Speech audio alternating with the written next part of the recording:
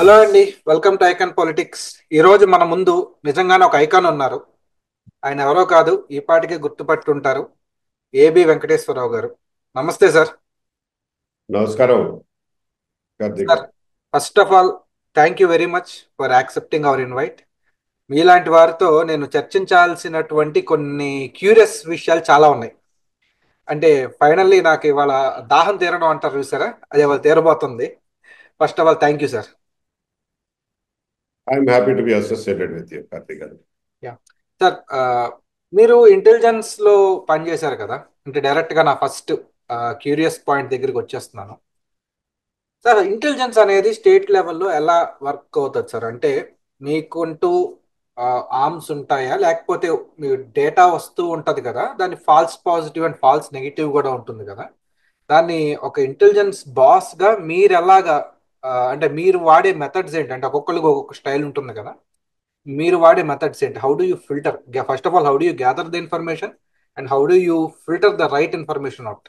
AB గారు, మనకి ప్రజల్లో చాలా క్యూరియాసిటీ ఉన్న అంశం ఏంటంటే ఇంటెలిజెన్స్ విభాగం.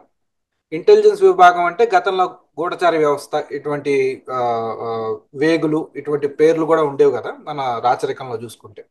అంటే ఒక ఇంటెలిజెన్స్ బాస్ గా మీరు డేటాను ఎలా తెచ్చుకుంటారు? రెండోది, వచ్చిన డేటాలో ఏది నిజం, ఏది అబద్ధం, ఫాల్స్ పాజిటివ్, ఫాల్స్ నెగిటివ్ అనే కాన్సెప్ట్ కూడా ఉంటుంది కదా. దాన్ని మీరు ఎలా ఫిల్టర్ చేసుకుంటారు? అంటే ఒక్కొక్కరికి ఒక్కొక్క స్టైల్ ఉంటుంది అంటారు, ఒక్కొక్క బాస్కి ఒక్కొక్క స్టైల్ ఉంటుంది అంటారు. మీ స్టైల్ ఏంటి? అంటే మీరు ఇప్పుడు రిటైర్ అయిపోయారు కాబట్టి మాకు చెప్పచ్చేమో అని అనుకుంటున్నాను. కొంచెం చెప్పండి సార్. ఓకే. ఇంటెలిజెన్స్ డిపార్ట్మెంట్ ఎలా పనిచేస్తుంది అనేవి బ్రాడ్గా నేను చెప్పగలుగుతాను, because just quench the curiosity of audience. కాకపోతే the inner workings of intelligence department are actually I'm not suppose to reveal. So I will only reveal to the extent that it is appropriate. So bear with me if all your doubts are not cleared. But in any case, intelligence department యొక్క ముఖ్యమైన బాధ్యత ఏమిటంటే ప్రజా జీవితంలో జరుగుతున్న పరిణామాలు, వాటిల్లో జరుగుతున్నటువంటి మంచి చెడులు, రాబోతున్న ముప్పులు, అలాగే అసాంఘిక శక్తుల కార్యకలాపాలు, వీటి మీద నిఘా ఉంచడం. ఇది బ్రాడ్గా. At the same time government యొక్క స్టెబిలిటీని, దాని ఇంటెగ్రిటీని కాపాడడం. పరిపాలనా వ్యవస్థలో జరుగుతున్నటువంటి లోపాలని గమనిస్తూ ఉండడం, ఈ గమనించిన విషయాలని ప్రభుత్వానికి రహస్య నివేదికల ద్వారా అందజేయడం, ఆ తర్వాత గవర్నమెంట్ దాని మీద ఏం యాక్ట్ చేస్తుంది అన్నది వాళ్ళ ఇష్టం. ఇవి ఇంటెలిజెన్స్ డిపార్ట్మెంట్ యొక్క బ్రాడ్ బాధ్యతలండి. ఇప్పుడు అసాంఘిక శక్తులు అన్నప్పుడు మామూలుగా ఉండే అసాంఘిక శక్తులు ఏదో వీధి రౌడీలు, క్రిమినల్స్, ఇలాంటి వారు ఉంటారు. అంతేకాకుండా ఒక ఆర్గనైజ్డ్ క్రైమ్గా, ఒక ఆర్గనైజేషన్గా మీకు ఫర్ ఎగ్జాంపుల్ యుఎస్లో చూస్తే మాఫియా అంటారు. సో ఈ మాఫియా కోసం you had those RICO laws some time back. I don't know if they are still in existence. అంటే it is only to fight organised crime. తర్వాత మనకు వచ్చేసరికి ఆంధ్రప్రదేశ్లో, ఉమ్మడి ఆంధ్రప్రదేశ్లో అయితే ఒకానొక సమయంలో terrorism was a major issue. మీకు గుర్తుండే ఉంటుంది Dilsukh Nagar bomb blast, Lumbini park bomb blast. ఇలాంటి దుశ్చర్యలు కూడా హైదరాబాద్ కేంద్రంగా, హైదరాబాద్ చుట్టుపక్కల తెలంగాణ జిల్లాల్లో ముఖ్యంగా జరిగేవి. So terrorism was an important issue for combined Andhra police. అలాగే మీ అందరికీ తెలుసు, వెస్ట్ బెంగాల్లో అంతరించిపోయిన తర్వాత నక్సలిజం అత్యంత విరులెంట్గా ఆంధ్రప్రదేశ్లో మళ్ళా తలెత్తింది. It started it's violent phase in the 1980s, and successive governments have dealt with it in their own style. But దీని అంతటికీ కూడా కంటిన్యూస్ థ్రెడ్ ఏదన్నా ఉంది అని అంటే ఆంధ్రప్రదేశ్లో intelligence department. who have been tracking this movement, tracking the leaders, their armed militia నుంచి armed దళాల కాడి నుంచి వాళ్ళని ట్రాక్ చేస్తూ వాళ్ళ ఆచూకీ కనుక్కుంటూ వాళ్ళ సమాచారాన్ని లా అండ్ ఆర్డర్ పోలీసులకి ఇస్తే law and order police would act. Intelligence department doesn't carry weapons as such. They just provide the information. It is up to the law and order police to act on that information. Whether it is government or police or administration, we only give information. So this is broadly the picture. Andhra Pradesh విడిపోయిన తర్వాత terrorism threat మనకి ఆంధ్రప్రదేశ్ 13 జిల్లాల్లో చాలా తక్కువ స్థాయిలో ఉంది. But still we have some remnants of terrorist activity. Espionage activity మన దగ్గర కొంచెం జాగ్రత్తగా చూసుకోవాల్సి ఉంటుంది. Because we have defence installations in Vizag and other places, Sriharikota, these areas. So అక్కడ spying activity, espionage, foreign espionage జరగకుండా చూసుకోవాల్సిన బాధ్యత. అలాంటివి ఏమైనా జరుగుతుంటే సమాచారం ఇవ్వాల్సిన బాధ్యత కూడా ఇంటెలిజెన్స్ డిపార్ట్మెంట్ ఉంటుంది. This is in addition to what the central government intelligence agencies do. It's not that only states have intelligence agencies, even central government has very powerful intelligence agencies. So దీనికి తగ్గట్లుగా పనిని బట్టి, పని భారం బట్టి intelligence department is divided into various sections. One section will look after terrorism, one section will look after Maoism or Naxalism, what you call it. ఇంకొక section looks after general political intelligence and general normal సొసైటీలో మనకి కనపడకుండా జరిగేటటువంటి movements గురించి. For example, ఒక bauxite వ్యతిరేకంగా ఒక movement జరుగుతుంది, ప్రజా ఉద్యమం let's say.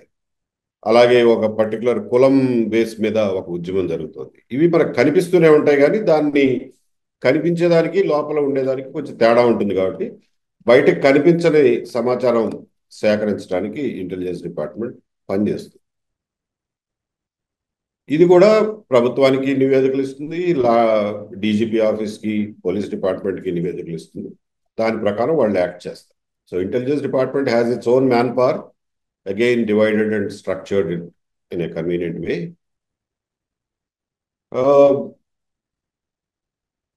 State intelligence department man power యొక్క capabilities are quite limited in the sense that their capacity for intelligence gathering is quite limited generally. But specialized wings lo, they are highly capable. They are, in fact, AP intelligence is considered the most capable intelligence agency in terms of Maoist activities. In terms of terrorist activities also, we are one of the finest wings in the entire country.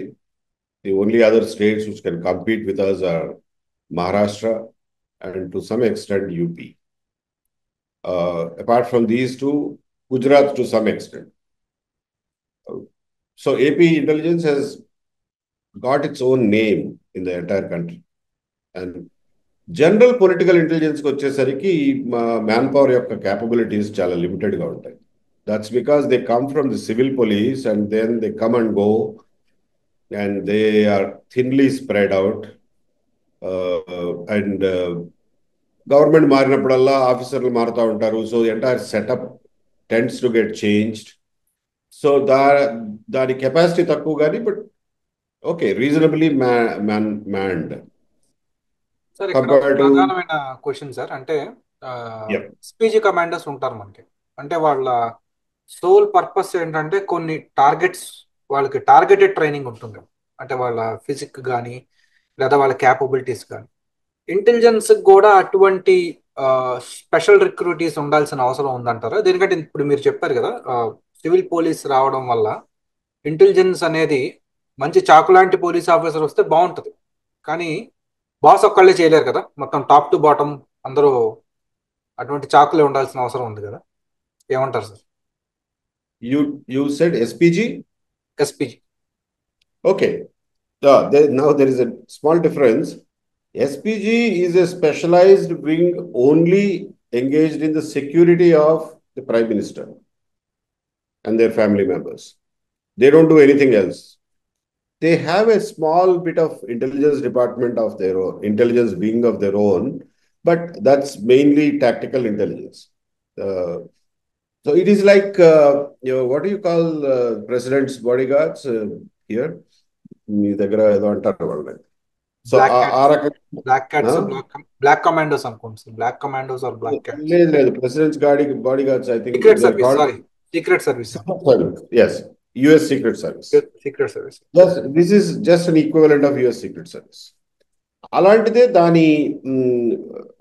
అలాంటివి దాని replicas state లెవెల్లో కూడా ఉంటాయి. So one wing looks after the security of the chief minister exclusively. It's called with some name, they keep changing the names. And the rest of the people look after the security of ministers, MLAs, other targeted persons. వాళ్ళ security చూసుకుంటారు. It's called a security wing. It broadly operates under the intelligence department, under the command of the intelligence department, but it has its own set of officers. And there we specially train them and specially arm them. So to that extent, intelligence department is armed. Hope that clarifies. Yes. ఇంకొకటి sir, అంటే మీ మొత్తం team అంతా కూడా regular గా ఈ మధ్య ఏంటంటే ఉన్నది చెప్పుకోవాలంటే పోలీసుల్లోనూ ఐఏఎస్ ఆఫీసర్లో కూడా ఏదో ఒక పార్టీ ఫేవరెటిజం అనేది బాగా ఎక్కువగా ఉంది. అటువంటి దానిలో మీరు అంటే టాప్ టు బాటమ్ వరకు మీరు ఫిల్టర్ చేసుకుంటారా? దేనికంటే మీ నుంచి ఒక కమాండ్ రావచ్చు, అది కిందకు వచ్చేసరికి డైల్యూట్ అయిపోవచ్చు.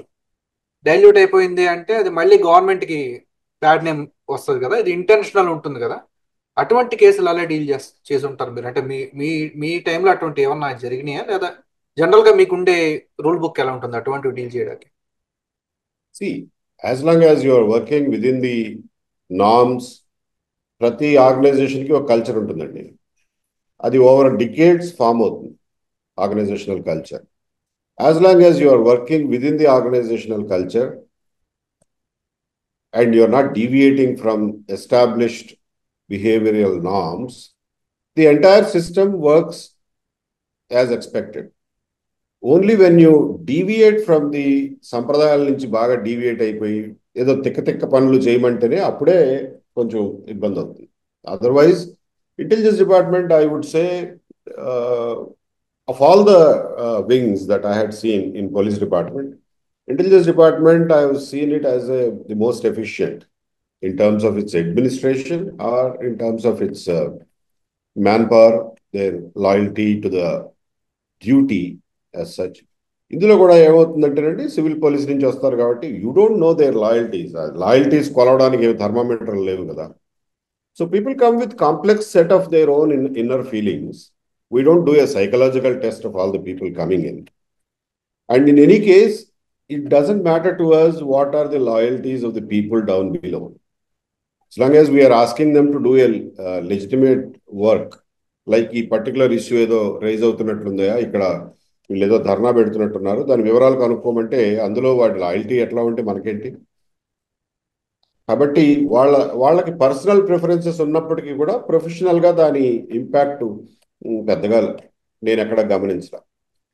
నేను గమనించిందల్లా ఏంటంటే man to man difference is not in terms of loyalty but in terms of capabilities. కొంతమంది మరీ డడ్లుగా ఉండేవాళ్ళు, కొంతమంది బాగా చురుగ్గా ఉండేవాళ్ళు.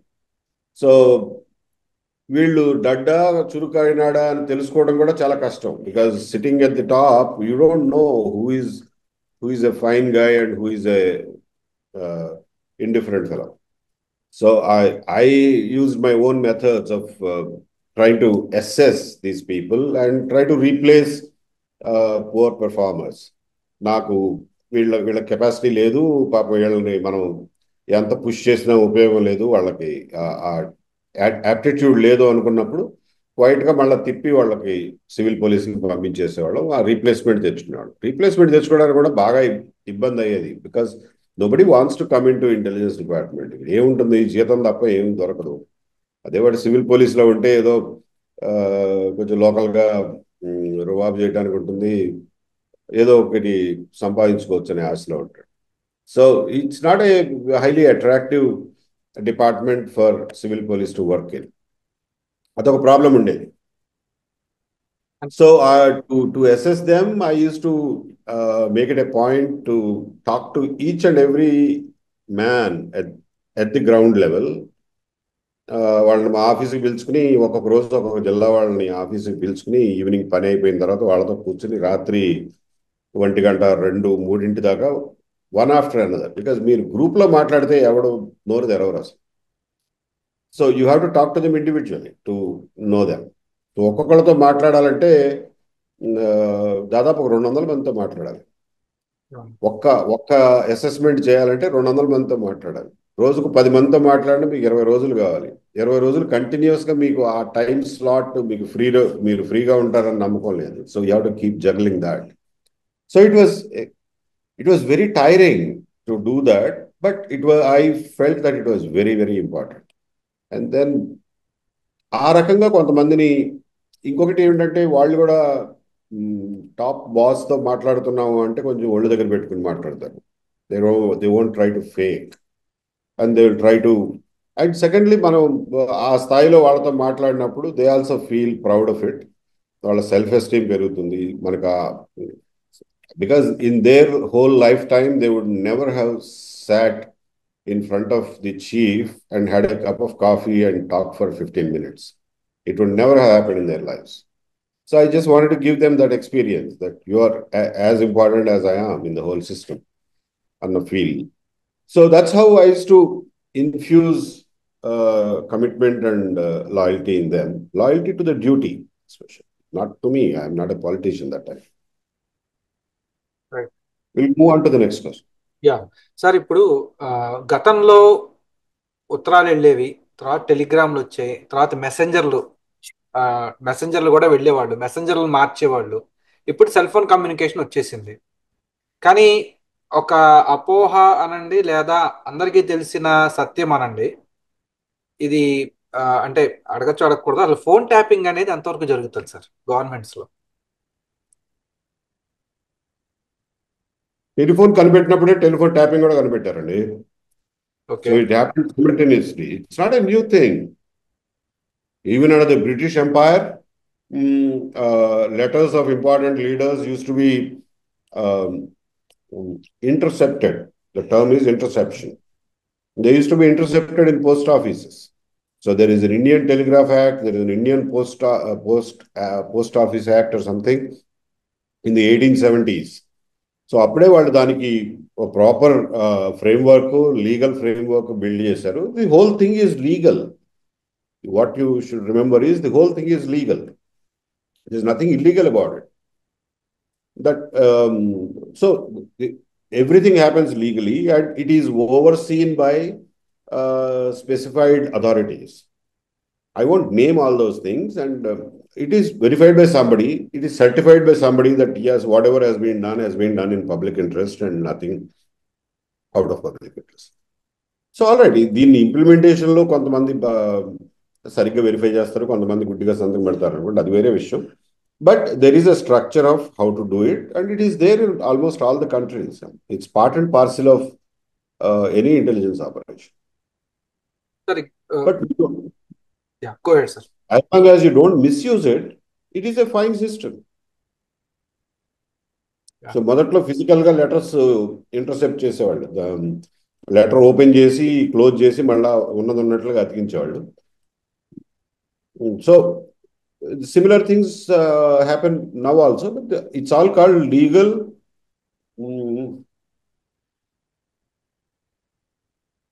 interception. Yeah, it's called LI, legal interception, and it is governed by a law. Sir, నేను ఒక 20 years గా చాలా క్లోజ్ గా రాజకీయాలు అబ్జర్వ్ చేస్తున్నాను. కానీ మీరున్న టైంలో అండ్ ఇంటెలిజెన్స్ అంటే ఆ period 2014 to 19 entire government time తీసుకుంటే మోస్ట్ ఈవెంట్ఫుల్ ఇయర్ అంటే అదే అనుకోవాలేమో. మేబీ మీకు నిద్ర కూడా, మిమ్మల్ని మనస్ఫూర్తిగా నిద్ర కూడా పడుకొని లేదేమో ఇప్పుడున్న రాజకీయ నాయకులు. అంటే నేను కొన్ని మిస్ అయ్యి ఉండొచ్చు, but to list down a few: Mudragada Padmanabham గారి ఇష్యూ కానీ, తుని రైల్వే సంఘటన ఇష్యూ కానీ, అమరావతి రైతులు పొలాలు తగలబెట్టడం, పట్టిసీమ కోతలకు గురి కావడం, అసెంబ్లీలో పైపులు కోత, కోడికత్తి సీను, అలాగే బాబాయ్ మర్డర్ కేసు, నక్సలైట్ ఒక ఎమ్మెల్యేని కూడా చంపేశారు కదా, కిడిరి కిడారి. ఎస్. అలాగే ఇక్కడ యుఎస్కి వచ్చినప్పుడు చంద్రబాబు నాయుడు గారి మీద ఇక్కడ అరెస్ట్ చేయమని కూడా లెటర్స్ రాశారు అప్పటి అపోజిషన్ రైట్. సంబంధించినటువంటి ఎన్ఆర్ఐస్. అలాగే వరల్డ్ బ్యాంక్ రైట్. కూడా లెటర్స్ రాశారు. ఇది రైట్. కాకుండా కేసీఆర్ గారి గవర్నమెంట్ కి చంద్రబాబు నాయుడు గారి గవర్నమెంట్ కి కూడా మధ్యలో కొంత నడిచింది ఫోన్ ట్యాపింగ్ రైట్. అనే వ్యవహారం. ఇది కూడా కాకుండా వీటిలన్నీ ఒక ఎత్తు అయితే పెగాసస్ సాఫ్ట్వేర్ అనేది ఉంటుంది ఒక ఎత్తు. అంటే నేను రాస్తే నాకు 11 వచ్చాయి, ప్లస్ జగన్ గారి పాదయాత్ర 12వది. అంటే ఈ రైట్. మొత్తం అంటే లాట్ ఆఫ్ ఈవెంట్స్ జరిగినాయి కదా, ఎంత ఛాలెంజింగ్ గా ఉండేది సార్ వీటిల్లో. ఆ, అంటే మీరు సక్సెస్ అయ్యారు అని అంటే అన్ని సక్సెస్ అవ్వకపోవచ్చు, కొన్ని సక్సెస్ అవ్వచ్చు, కొన్ని ఇంకా బెటర్ గా చేసి ఉండొచ్చు అని మీకు అనిపిస్తుంది కదా. అంటే మీరు సక్సెస్ బాగా హ్యాండిల్ చేసాం అనుకున్నది ఏంటి, ఇంకా బెటర్ గా హ్యాండిల్ చేసి ఉంటే బాగుండేది అనుకున్నవి ఏంటి సార్ వీటిలో? No, we handled every event to the best of our abilities. So that we have not left anything unattended as such. So ఈ ఈవెంట్స్ అన్నిటిలోనూ we played our role and we reported to whoever we are supposed to report to. And depending on the action that they have taken, the outcomes have differed. None of them was for want of any effort from our side. That much I can tell you. Of course, MLA and ex-MLA murder, it was something quite, in a way, unexpected, in a way expected also. Because just before that, 2016, October 23rd, I think, we had the largest encounter in India's history across in the Andhra-Orissa border, where 31 Naxalites were killed in one encounter. It was the largest encounter so far in Indian history. ఆ తర్వాత ఈ మధ్య కాలంలో ఛత్తీస్గఢ్లో of course equivalent నంబర్స్లో వాళ్ళు చనిపోతున్నారు అనుకోండి. But by that time it was the largest. We knew what impact it would have and we knew that there would be retaliation. In fact ఆ ఎన్కౌంటర్ తర్వాత all over the state in every district headquarters where some then ఏపీసీఎల్సి, then వాళ్ళకి దగ్గరగా ఉండే left wing organisations అన్నీ కలిసి చాలా protests కూడా ఆర్గనైజ్ చేశారు. And we were anticipating those protests and we use to respond to those protests by counter protesting with victims of Naxalism at every place. So that's how we could neutralize the public opinion part of it. But then we knew that militarily we would be facing some revenge, some counter-attack. ఎక్కడ ఎప్పుడు ఎలా వస్తుందో కరెక్ట్గా తెలీదు, but we're bracing for it. In fact after that మేము systems అన్నింటినీ కూడా కొంచెం అలర్ట్గా పెట్టుకున్నాం, అన్నీ చేసాం. But they were looking for an opportunity and ఆ ఇన్సిడెంట్ జరిగింది. సి వెన్ ఏ మేజర్ హిస్టారికల్గా మీరు చూసుకుంటే నక్సలైట్ల మీద ఎప్పుడు మీరు సీరియస్గా యాక్షన్ మీరు సక్సెస్ఫుల్గా తీసుకున్నా కానీ దానికి ఎక్కడో చోట రిటాలియేషన్ ఉంటుంది. Sometimes they would be able to do it immediately. Sometimes they will do it after a while. Like Umesh Chandra's case, they waited for almost a year or two. So when he was most vulnerable, they hit him. Similarly, Vyas Garmida, they waited for almost a decade.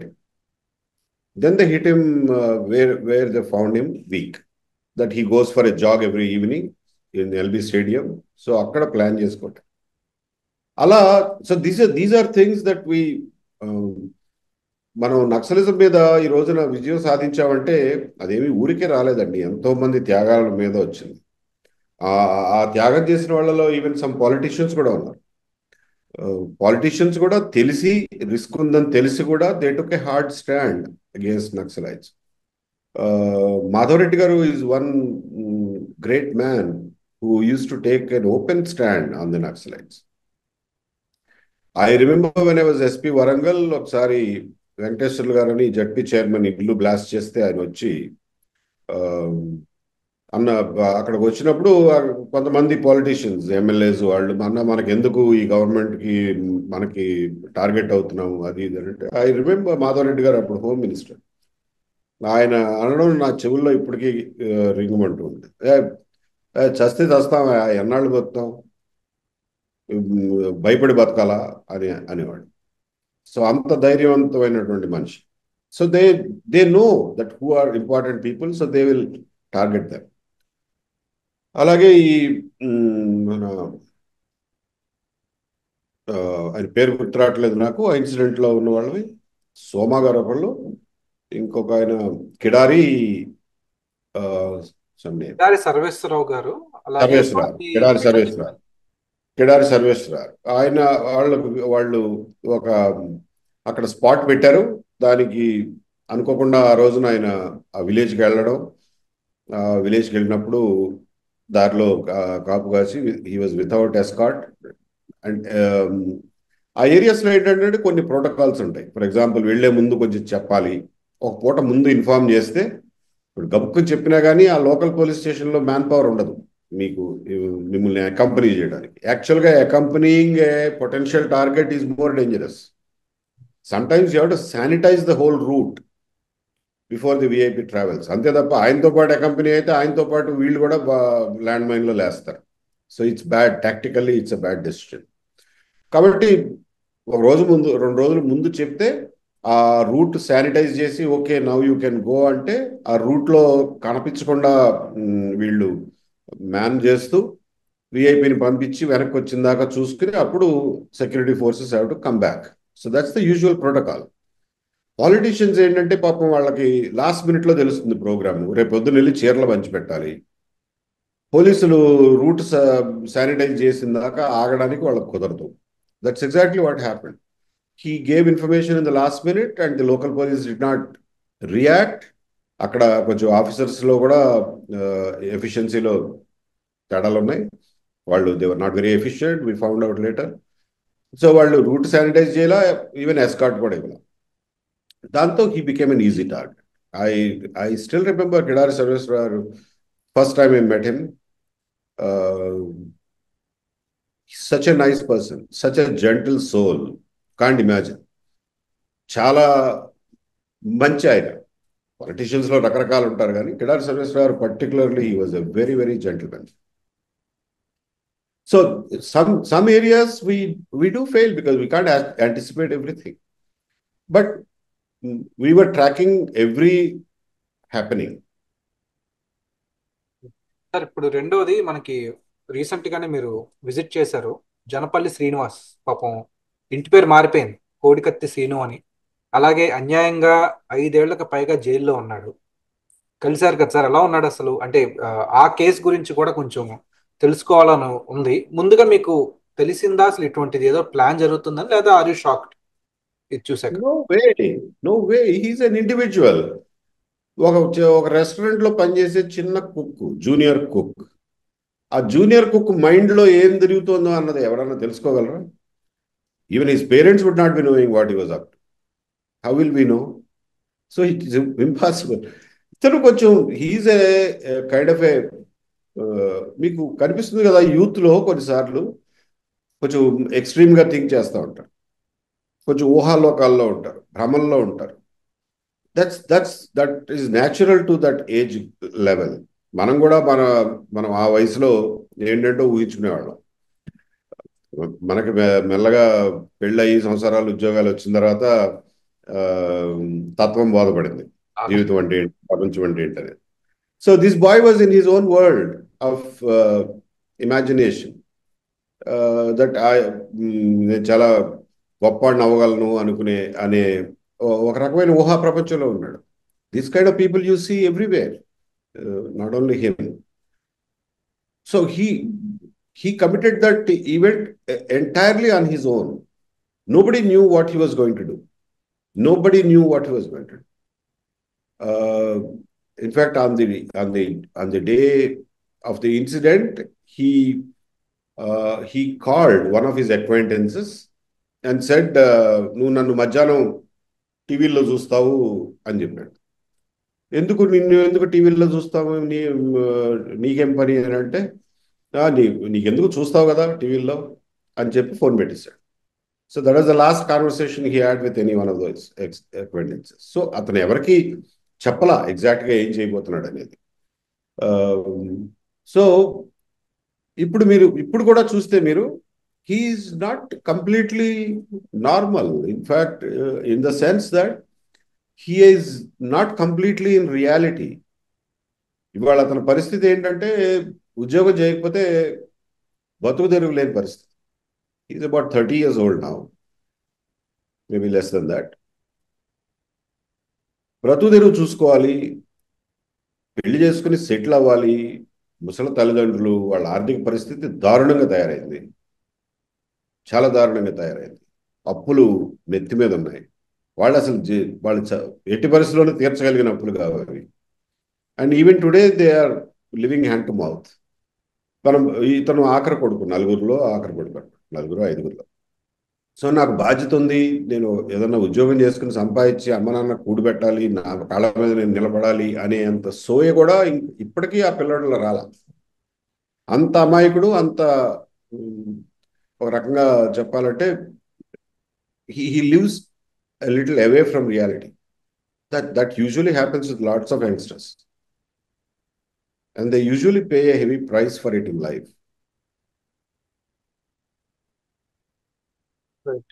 Sir Did I ఇప్పుడు answer your question?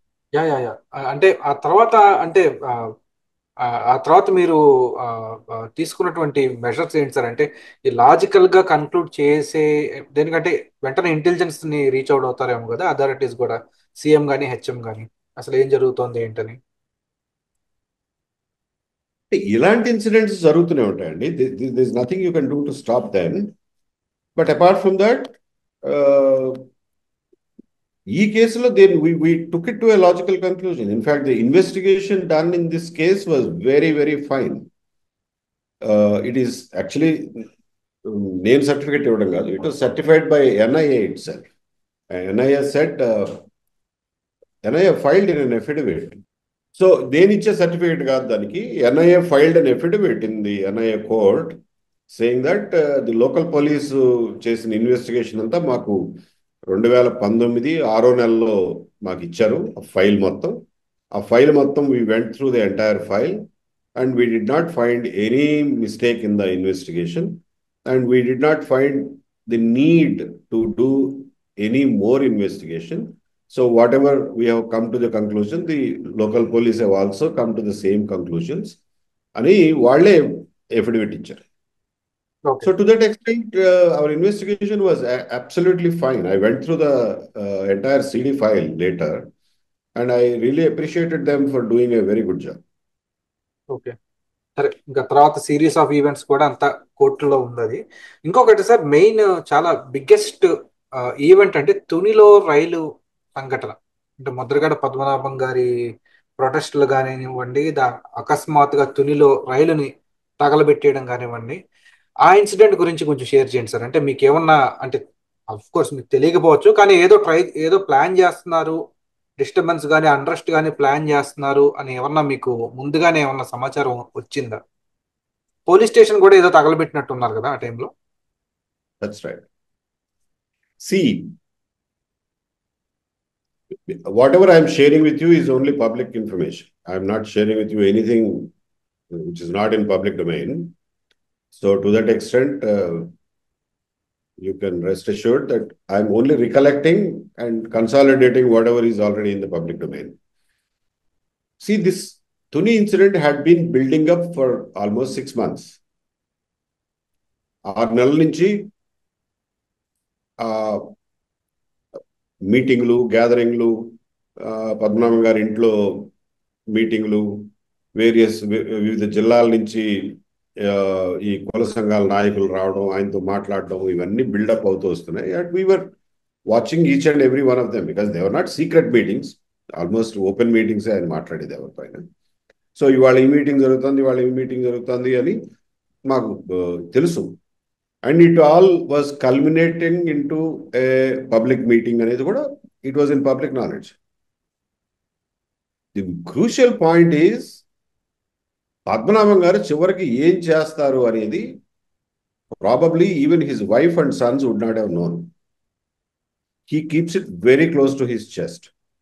Even his closest aides and అనుచరులు కూడా ఆయన చెప్పరు ఏం చేయబోయేది. So we knew that yes, there is going to be a disturbance. There is no doubt about it. But what exactly is the disturbance going to be? We don't know, because we can't read his mind.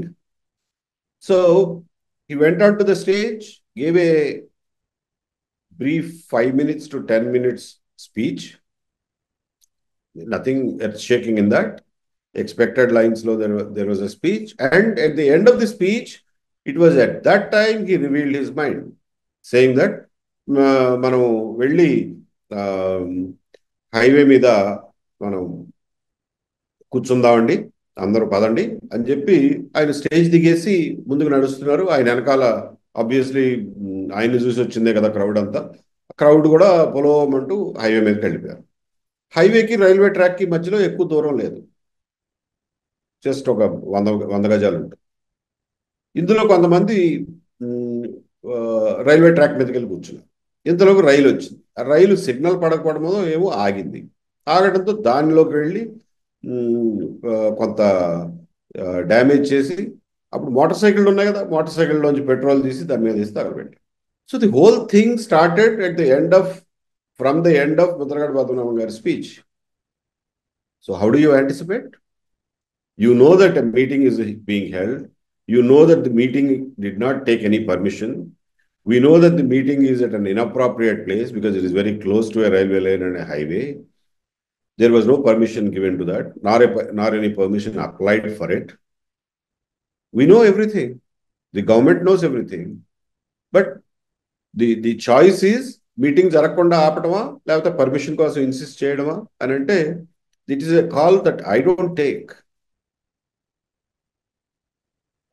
that call.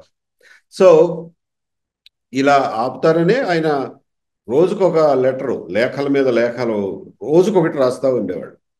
అంటే ఈ దేశంలో మేము మా జాతి వాళ్ళు meeting పెట్టుకోవడానికి కూడా స్వేచ్ఛ లేదా, అది ఇది అని చెప్పి he uses to preempt politically any possible steps to either stop the meeting or control the meeting. Sir అంటే మీరు చెప్పిన దాని ప్రకారం ఒక్కొక్కసారి గవర్నమెంట్ సరే వేచి చూద్దాం అనుకుంటే ఒక్కొక్కసారి ఇలా మూల్యం చెల్లించాల్సి వస్తుందేమో.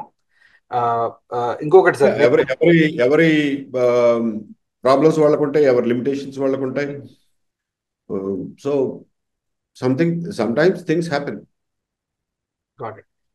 సార్ ఇప్పుడు నేను ఒక 3 అంశాలని కలిపి సింగిల్ పాయింట్ గా తీసుకొస్తున్నాను. ఒకటి, మనకి రాజధానిలో పొలాలు తగలబెట్టారు. 2, పట్టిసీమ కాలువలకి గండ్లు కొట్టారు. 3వది ఏకంగా కొత్తగా ట్రాన్సిట్ అసెంబ్లీ ఏదైతే ఉందో అక్కడ పైపులు కోసారు అనేటువంటి ఇమేజెస్ కూడా అప్పట్లో వచ్చినట్టు ఉన్నాయి. వాటర్ లీక్ అయింది అంటే government incapable of building anything అని ప్రూవ్ చేయడానికి ఎలక్షన్స్ ముందు కాబట్టి. అంటే ఈ 3 అంశాలు కలిపి, అంటే రాజధానికి సంబంధించినవే కాబట్టి చుట్టుపక్కల, అంటే వీటి మీద ఇంటెలిజెన్స్ విభాగంగా అంటే ముందుగా ఏమన్నా తెలిసే అవకాశం ఉంటుందా, లేకపోతే ఇట్లాంటివి ఎలాగా డీల్ చేస్తారు సార్ మామూలుగా?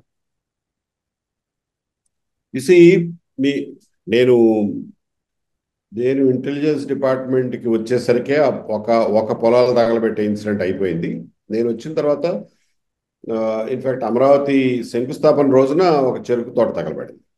కొంచెం ఆ మీటింగ్ ప్లేస్కి ఒక 10 కిలోమీటర్ల దూరంలో ఒక చెరుకు తోట తగలబడింది. ఎనీవే, మీరు ఒక్కటి గుర్తుంచుకోవాల్సింది ఏమిటంటే, కొత్తగా ఏర్పడిన రాష్ట్రంలో మనం కాళ్ళు నిలబెట్టుకోవడానికి ట్రై చేస్తున్నాం.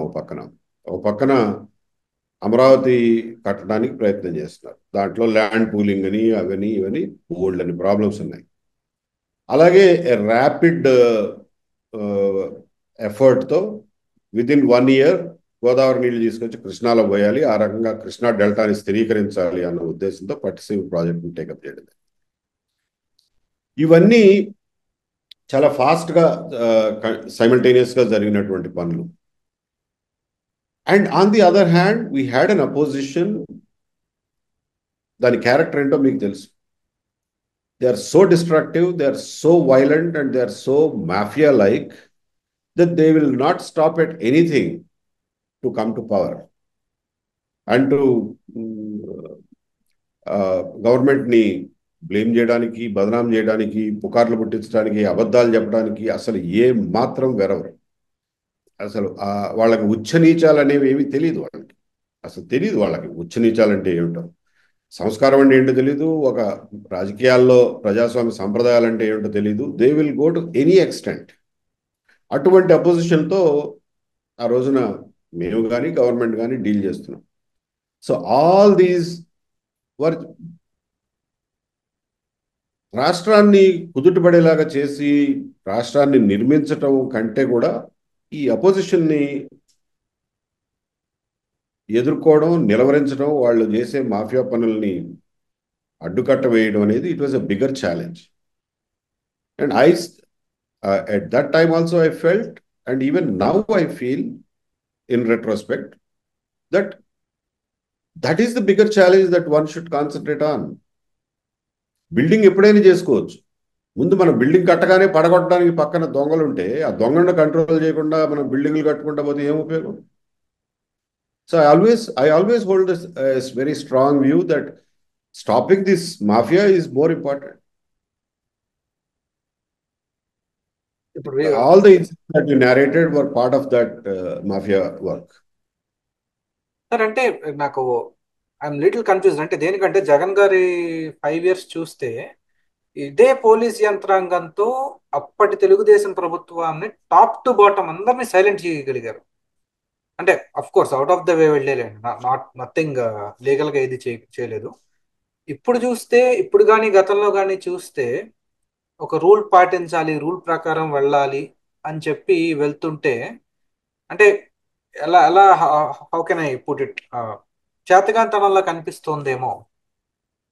అంటే అది సరిపోదేమో, లేదా దానికి అలవాటు పడిపోయారేమో.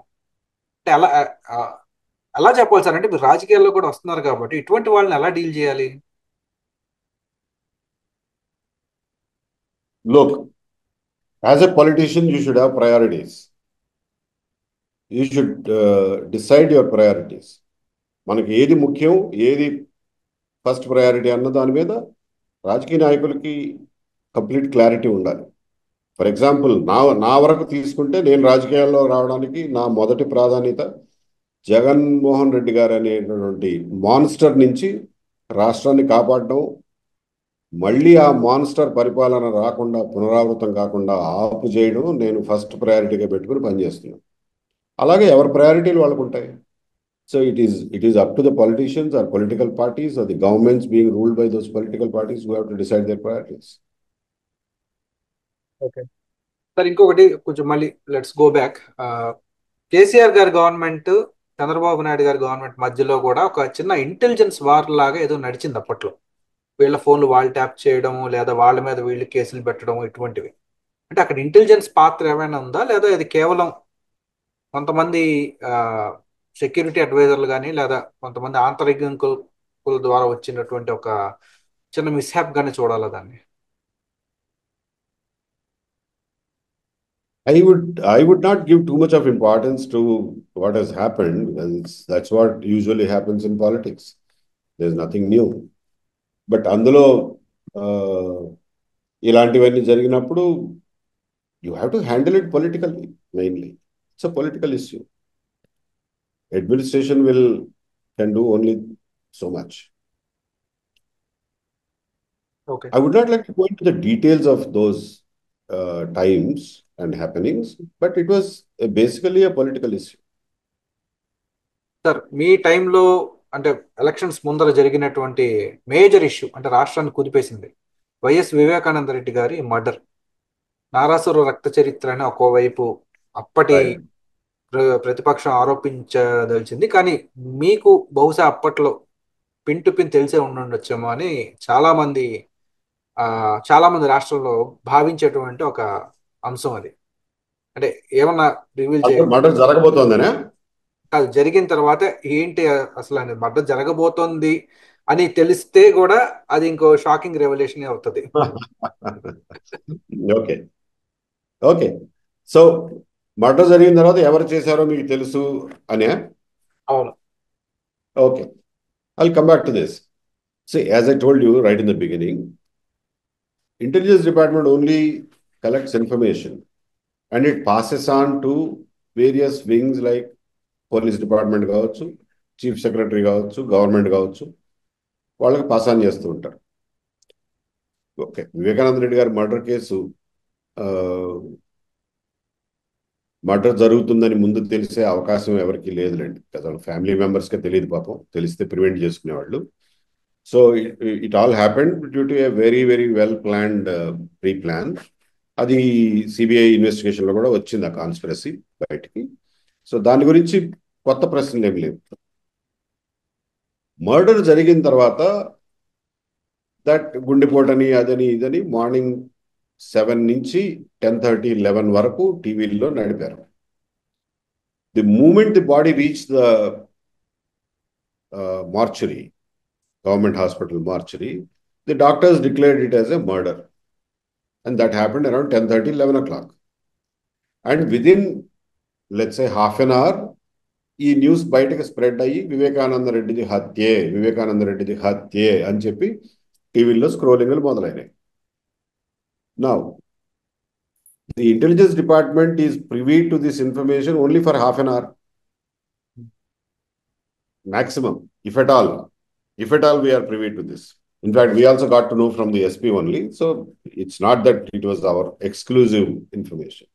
It's known to every doctor, it's known to every policeman standing there. And then it became known to entire population through TV channel scrollings. So there ends the exclusivity of any intelligence department. Then it becomes public knowledge that it's a murder. Murder తర్వాత చేసేదాన్ని investigation అంటారు, intelligence అంటారు. It is investigation that has to proceed from then onwards. There's no more intelligence involved in this.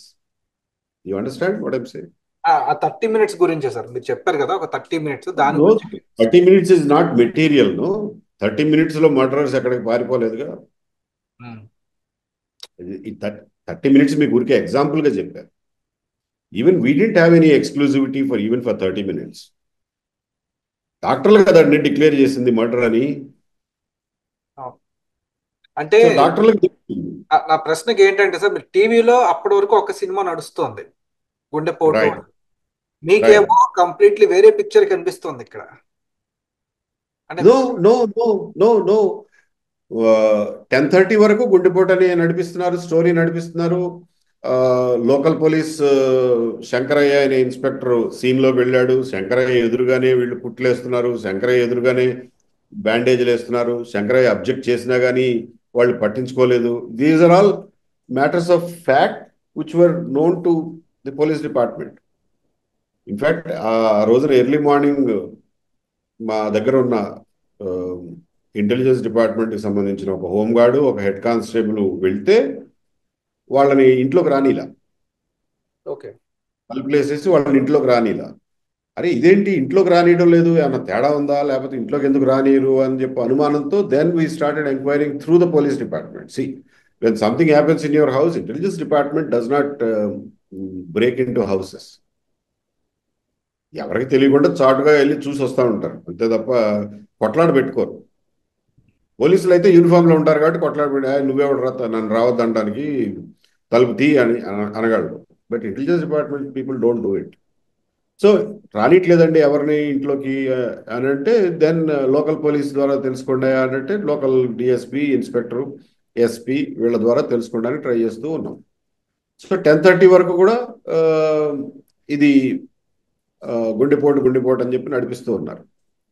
Until the SP goes there and get some information, we will not know officially in fact what is happening, because there was no direct presence led manpower. We didn't have boots on the ground, so to say.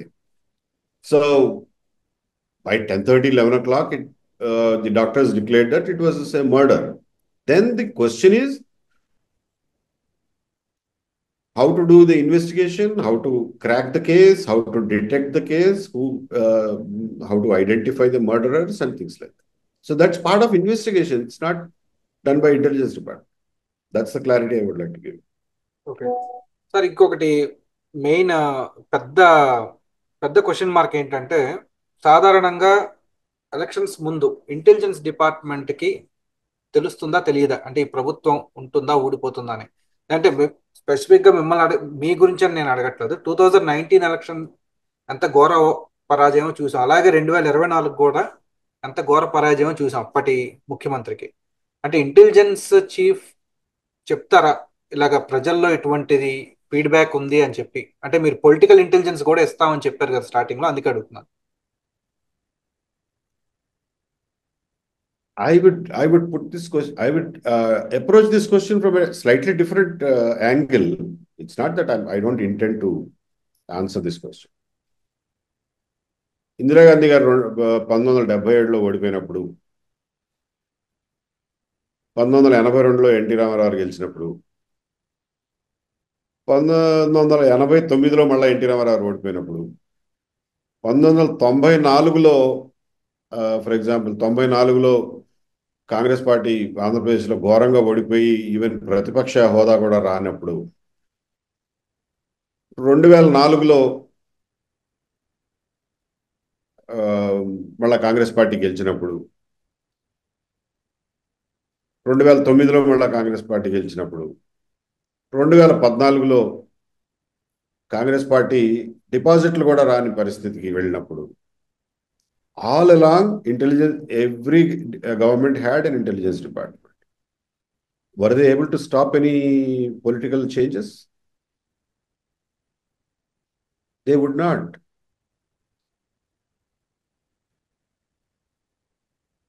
అంటే నా ప్రశ్న అది కాదు How sir, is, how is ఆపలేదు. 2019 different? And 2019 how is అంటే ఆ, different? మీరు ఆపలేరు, కానీ ఉన్నది ఉన్నట్టు వెళ్ళి చీఫ్ మినిస్టర్ కానీ హోమ్ మినిస్టర్ కానీ ఎవరైతే ప్రభుత్వ పెద్దలు ఉంటారో ఉన్నది ఉన్నట్టు చెప్పే సాహసం చేస్తారా, లేకపోతే అంతా బానే ఉందని చెప్పే అవకాశం కూడా ఉందంటారా ఇంటెలిజెన్స్ నుంచి? మీరు అనేది, are you talking about the run up to the elections or run up to the elections. just before the elections? Run up to election 6 months అనుకోండి, ఎలక్షన్స్ 6 months ముందర నుంచి అనుకోండి. Okay. It depends on the ability of the intelligence department to know exact pulse of the people. And secondly, lots of times ఈ సెఫాలజిస్టులు వాళ్ళు చెప్తూ ఉంటారు, మాకు మాకు అంత ఐడియా లేదు, ఇట్స్ ఏ స్పెషలైజ్డ్ ఫీల్డ్ అండి ఇది. సెఫాలజిస్టులు చెప్తుంటారు that public opinion turns suddenly as the elections approach.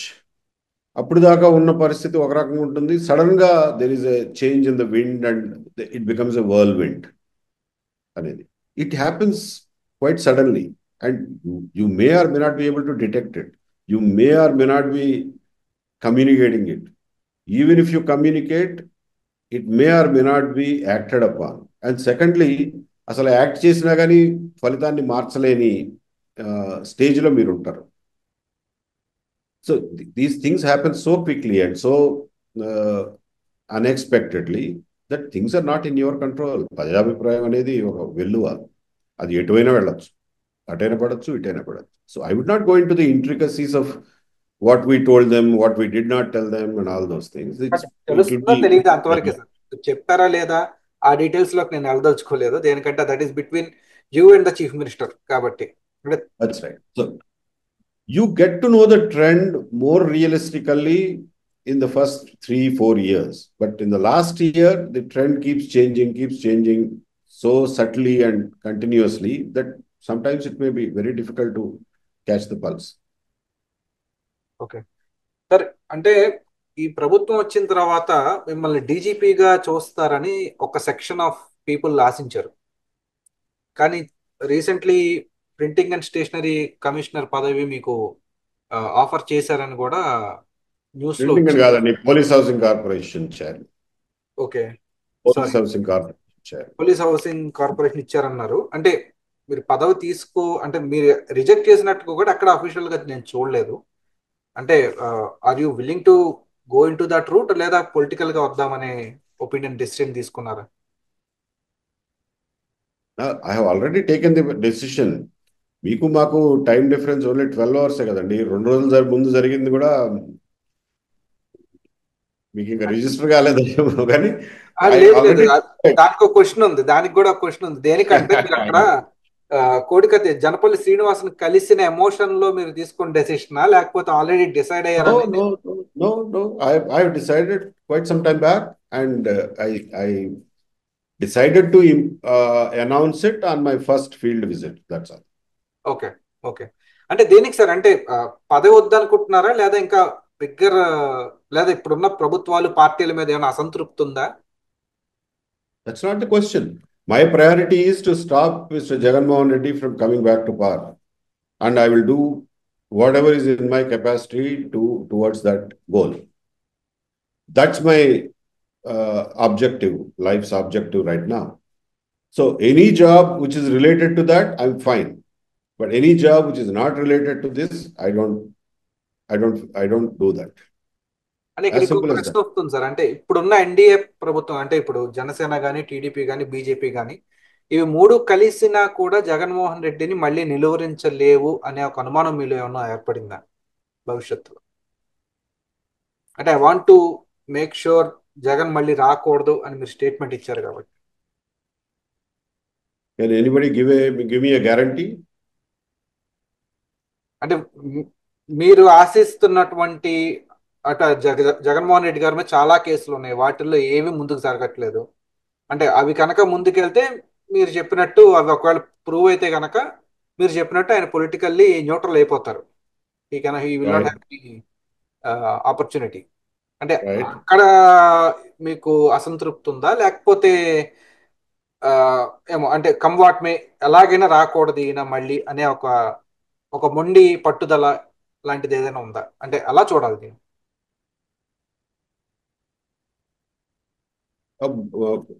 గట్టి పట్టుదల, మొండి పట్టుదల కాదు, గట్టి పట్టుదల for very very decent reasons, legitimate reasons.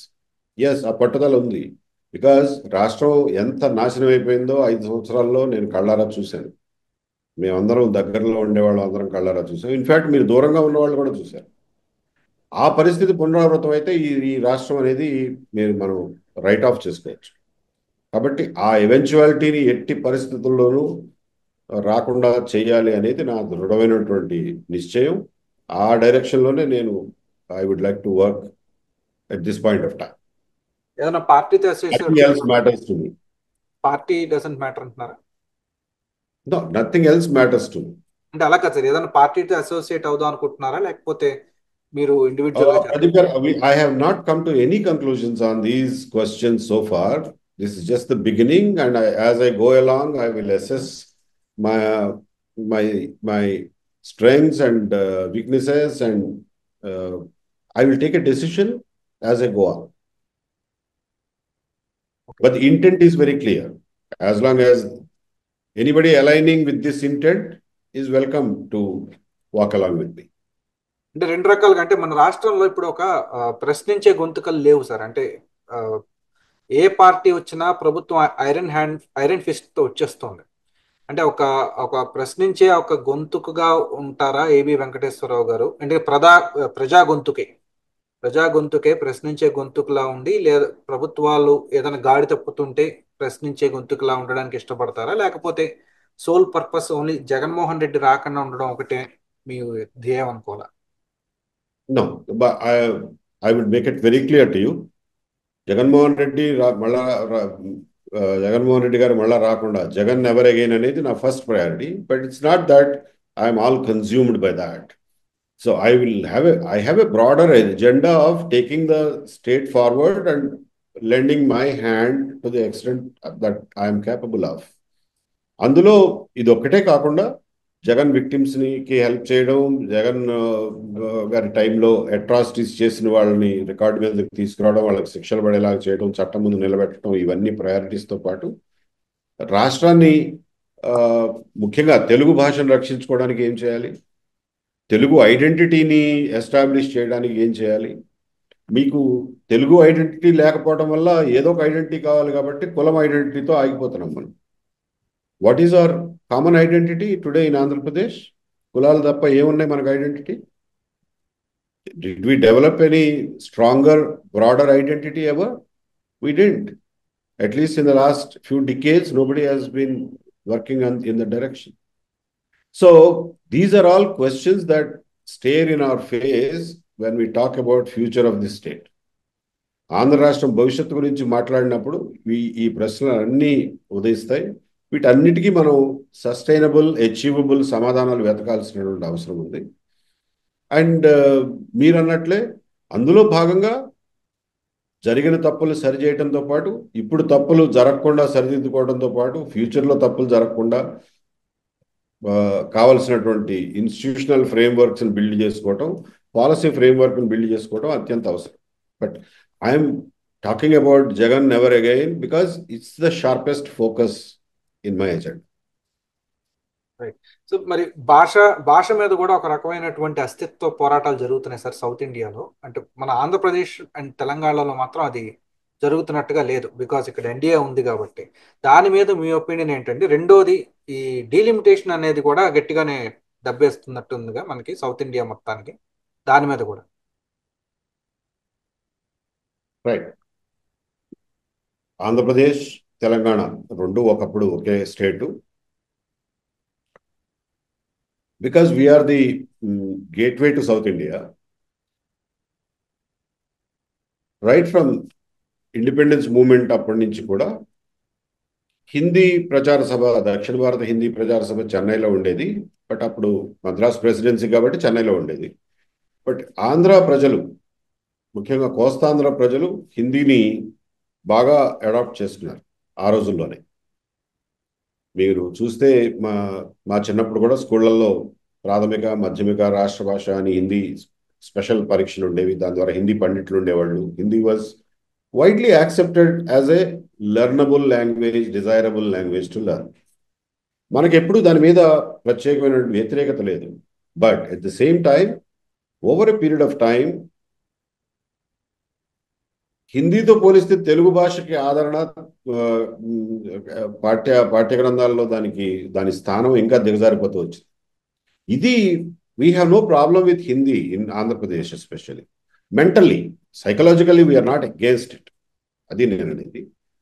But at the same time Telugu భాషని, మాతృభాషని ఖచ్చితంగా దాన్ని ప్రయారిటీగా చేసుకోవాల్సిన అవసరం ఉంది. Because not only for sentimental reasons, for very very scientific reasons. Primary లెవెల్లో మాతృభాషలో బోధన జరగకపోతే పిల్లల మెదళ్ళు ముద్దుబారిపోతాయి. అవి వికసించవు. వాళ్ళలో సృజనాత్మకత చచ్చిపోతుంది, ఆలోచన శక్తి చచ్చిపోతుంది. Their capacity to concept formation, abstraction, అవన్నీ తగ్గిపోతాయి. So it is in our own interest that we protect the Telugu language. And especially ప్రాథమిక స్థాయిలో ఖచ్చితంగా పిల్లలకి తెలుగులో బోధన జరగాలనేది సైంటిఫికలీ ప్రూవ్డ్ అండి. అది దాని గురించి అసలు పంచాయతీ ఏంటి? దాని గురించి రాజకీయ నాయకులు డిసైడ్ చేయడం ఏంటి? It is the education researchers who should decide these things. No, how can politicians decide them? So ఇవన్నీ మనకి unanswered, unsettled questions in Andhra Pradesh. Last 20-30 yearsలోనూ అన్ఆన్సర్డ్గానే ఉన్నాయి ఇవి. నా వాటి మీద వీటిని కూడా ఒక కొలిక్కి తేవాల్సినటువంటి చారిత్రక సమయం ఈ రోజున వచ్చింది. డీలిమిటేషన్ సంగతి సార్, అంటే మనకి delimitation is absolutely unacceptable, completely unacceptable. Delimitation has to continue. The constituencies reorganization has to happen based on the 1971 census only. Latest census మీద డీలిమిటేషన్ చేస్తామంటే it will be a serious threat to the integrity of the country and more so to the federal structure. It will have very serious repercussions on the integrity of the country. And Andhra Pradesh ప్రజలు పూర్తిగా నిర్ద్వంద్వంగా అటువంటి ప్రతిపాదనల్ని వ్యతిరేకించాల్సిన అవసరం. Sir, ఈ మధ్య మనకి మీడియాలో పెట్టి issues మీద ఎక్కువ ఫోకస్ నడుస్తోంది, కానీ రాష్ట్ర ప్రయోజనాల మీద అసలు చర్చ జరగట్లేదు. ఒక మాజీ హీరోయిన్ గురించి కానివ్వండి, లేకపోతే ఎవరో కార్పొరేషన్ చైర్మన్ రాజీనామా చేశాడని కానివ్వండి, లేదా ఒక అనలిస్ట్ ఏదో నోరు జారాడనో కానివ్వండి, ఇలా రోజులకు రోజులు గంటలు గంటలు డిబేట్లు నడుపుతున్నారు. ఒకప్పుడు మీరేమో బ్యానర్ ఐటమ్ గా ఉండే ఏబి వెంకటేశ్వరరావు గారు ఇవాళ రాజకీయాల్లోకి వస్తున్నానంటే ఒక ప్రధాన పత్రిక అసలు ప్రచురించలేదు, ఇంకో ప్రధాన పత్రిక 13వ పేజీలో పెట్టేసింది. అంటే గాడి తప్పిన మీడియా, అంటే ఒకప్పుడు అంత ఇంపార్టెన్స్ ఇచ్చి ఇవాళ అంత ఇంపార్టెన్స్ ఇవ్వట్లేదు అని ఇటువంటి వ్యత్యాసం చూసినప్పుడు మీకేమనిపిస్తుంది sir? This is life, and I know that this would happen. I knew that this would happen. So I'm not surprised. I'm actually ready for it. And thanks to me, social media is a great facilitator. Social media లేకపోతే probably నాలాంటి వాళ్ళు రాజకీయాల్లోకి enter అవడం అనేది impossible. They can stop it for a while, but they can't stop it forever. I can see what you are saying, and I completely agree with you. పిచ్చి పిచ్చి డిబేట్లకి పరిమితం చేసి ఆ, అసలు విషయాలు మరుగున పడిపోతున్నాయి. And this is exactly what Jaganmohan Reddy use to do, and unfortunately the same trend is continuing now. అంటే ఒక సెక్షన్ ఆఫ్ పబ్లిక్ కూడా బాగా ఆ, దాన్ని ఏమంటారు, డిస్సాటిస్ఫాక్టెడ్ గా ఉన్నట్టుగానే అనిపిస్తుంది. అంటే నేను చాలా మందితో మాట్లాడుతున్నప్పుడు కూడా, ఫ్రెండ్స్ కానివ్వండి, చుట్టాలు కానివ్వండి, అంటే గవర్నమెంట్ మారినా కూడా ఇంకా పాత వాసనలే ఉన్నాయి అని. అంటే ఇంకొంత టైం ఇవ్వాలంటారా, లేదంటే అన్ఫార్చునేట్ సిచ్యువేషన్ అంటారా? It is up to you. You are the voter, you are the follower. So ఎంత టైం ఇవ్వాలనేది ఎవరికి వాళ్ళు డిసైడ్ చేసుకోండి. ఇక టైం అయిపోయింది అనుకున్న వాళ్ళు ఆ, పునరాలోచించుకోండి, ప్రత్యామ్నాయాలు ఆలోచించుకోండి. ఇం- ఇంకొక ప్రధానమైన అంశం ఏంటి, డ్రగ్స్ అండ్ బెట్టింగ్ యాప్స్. మనకి ఒక రకంగా యువతని పూర్తిగా నిర్వీర్యం చేస్తున్నటువంటి, అంటే ఒకప్పుడు తాగుడు ఉండేది, ఇప్పుడు దానికన్నా ఘోరమైనటువంటివి ఇవి డ్రగ్స్ కానీ ఇటువంటి బెట్టింగ్ యాప్స్ కానీ. ఇటువంటి వాటి మీద యువతలో చైతన్యం తీసుకొచ్చేటువంటి పాత్ర ఏదన్నా ఏబీ గారి నుంచి మేము ఆశించవచ్చా? Look, once I'm in politics, it's a multi-cuisine. So I will be having to address all the issues. కాకపోతే దేనికి ప్రయారిటీ ఇవ్వాలి, దేనికి ఎంత ఇంపార్టెన్స్ ఇవ్వాలి, ఎంత టైం నేను స్పెండ్ చేయాలనేది depends on the priority mix that I prepare for myself. So అందులో all these are aspects that need to be addressed, and I will address them. I will address them appropriately. This is just the beginning, and my sharpest focus right now is on Jagan never again. తప్పకుండా sir. AB గారు, మీరు Jagan ever again అని ఏదైతే ప్రధానంగా పెట్టుకున్నారో, అంటే దానికి మాత్రమే పరిమితం కాకుండా, దీనికంటే మీలాంటి వారు బహుముఖ ప్రజ్ఞాశీలి, మీరు పలు అంశాల మీద కూడా ప్రజల్లో అవేర్నెస్ తీసుకురావాలి, చైతన్యం తీసుకురావాలి, ఒక మంచి ప్రత్యామ్నాయంగా ఎదగాలని మనసావాచ కోరుకుంటున్నాను sir. Thank you once again for ఈ opportunity ఇచ్చినందుకండి. Thank you, Pradeep Garu, and my best wishes to all your audience. Thank you sir.